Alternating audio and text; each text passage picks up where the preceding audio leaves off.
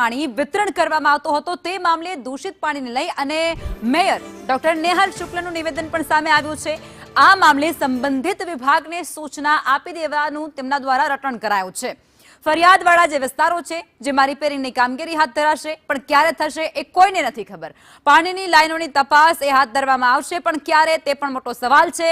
શુદ્ધ પાણી આપવા મનપાની કવાયત એ અત્યારે ચાલી રહી હોવાનું તેઓ કહી રહ્યા છે પણ જ્યારે અમારા રિપોર્ટરો એ સ્થળ પર જાય છે અને પરિસ્થિતિનું આખું જ સમીક્ષા કરતા હોય છે ત્યારે જે તસવીરો સામે આવે છે તે સદંતર એકદમ અલગ સામે કરીને આવે છે, જ્યાં મહિલાઓ આ દૂષિત પાણીને લઈ અને સતત રજળપાટ કરતી જોવા મળે છે।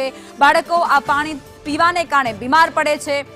જેટલો વેરો આ લોકો ભરી રહ્યા છે એનાથી પણ વધારે રકમ તે લોકો હોસ્પિટલે આપતા હોય તે પ્રકારનું નિવેદન પણ ત્યાંની મહિલાઓ આપતી જોવા મળી છે। એટલે કઈ હદે ત્યાં આ દૂષિત પાણી આપવામાં આવતું હશે તમે કલ્પના કરો।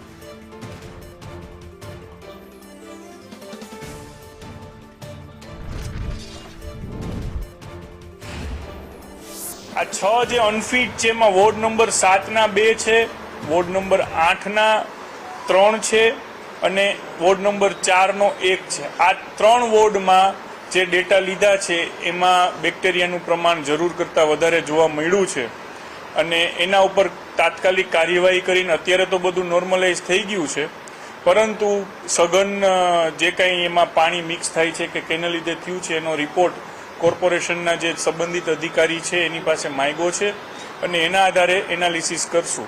રાજકોટ મ્યુનિસિપલ કોર્પોરેશન પોતે જ જાતે પોતાના પાણીની યોગ્યતા ચકાસવા માટે દર મહિને આ ડેટા લેતી હોય છે અને એની વેબસાઇટ ઉપર પણ મૂકતી હોય છે।